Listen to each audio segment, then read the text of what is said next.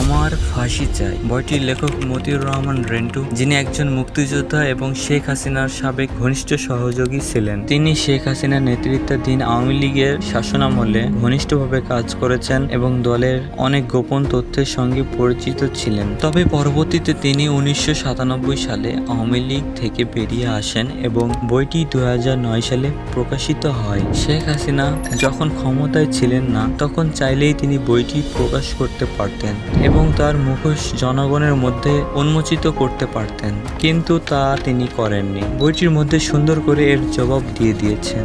বইটি প্রকাশের পরপরই বাংলাদেশে ব্যাপক আলোড়নের সৃষ্টি হয়। শেখ হাসিনা ও আওয়ামী লীগ সরকারের বিরুদ্ধে উত্থাপিত অভিযোগগুলো অত্যন্ত স্পর্শকাতর, লোমহর্ষক ও অমানবিক ঘটনা তুলে ধরা হয়েছে। বইটিতে মতিউর রহমান রেন্টু তার রাজনৈতিক জীবনের নানা ঘটনা, শেখ হাসিনার সঙ্গে তার কাজের অভিজ্ঞতা এবং আওয়ামী লীগের অভ্যন্তরীণ বিষয় নিয়ে আলোচনা করেছেন। বইটিতে শেখ হাসিনার নেতৃত্ব, ব্যক্তিগত জীবনী এবং তার দলের বিভিন্ন কর্মকাণ্ড নিয়ে বেশ কিছু বিতর্কের তথ্য উপস্থাপন করা হয়েছে। বিশেষ করে বইটিতে এমন কিছু ব্যক্তিগত এবং রাজনৈতিক তথ্য প্রকাশ করা হয়েছে যা আওয়ামী লীগের শীর্ষ নেতাদের বিরুদ্ধে সমালোচনা এবং বিতর্কের বিষয় হিসেবে বিবেচিত হয়। এই প্রেক্ষাপটে বাংলাদেশের সাবেক সরকার বইটি নিষিদ্ধ করার সিদ্ধান্ত নিয়েছিলেন। সরকারের তরফ থেকে দাবি করা হয়েছে যে বইটির বিষয়বস্তু রাষ্ট্রীয় নিরাপত্তা ও জাতীয় স্থিতিশীলতার জন্য হুমকি স্বরূপ এবং এর মাধ্যমে সামাজিক বিশৃঙ্খলা সৃষ্টি হতে পারে। মূলত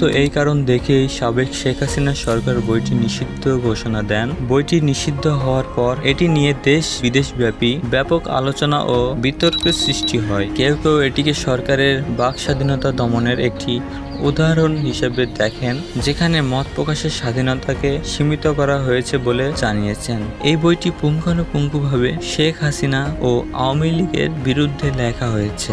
বইটির লেখক মতিউর রহমান রেন্টু, যিনি একজন মুক্তিযোদ্ধা ও শেখ হাসিনার সাবেক ঘনিষ্ঠ সহযোগী ছিলেন, তিনি দাবি করেছেন বইটির মধ্যে যা কিছু লেখা আছে সবকিছুই সত্য ঘটনা। আপনি চাইলেই আমার ফাঁসি চাই বইটি পড়তে পারেন।